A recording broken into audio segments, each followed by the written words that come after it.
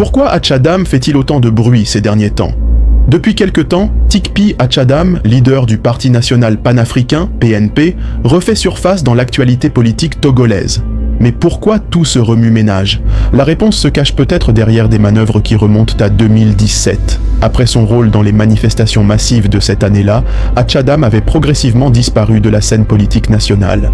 Selon des informations rapportées, il aurait trouvé refuge en Guinée, où un arrangement avec l'ancien président Alpha Condé lui aurait permis de vivre paisiblement et de bénéficier de soutien financier.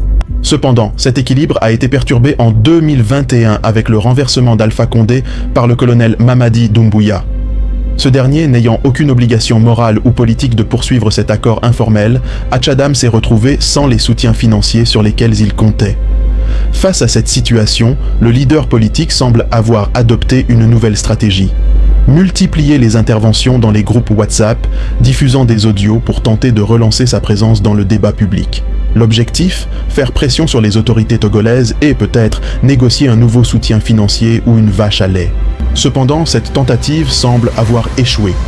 Les Togolais ayant suivi son parcours de près restent au méfiants et critiques.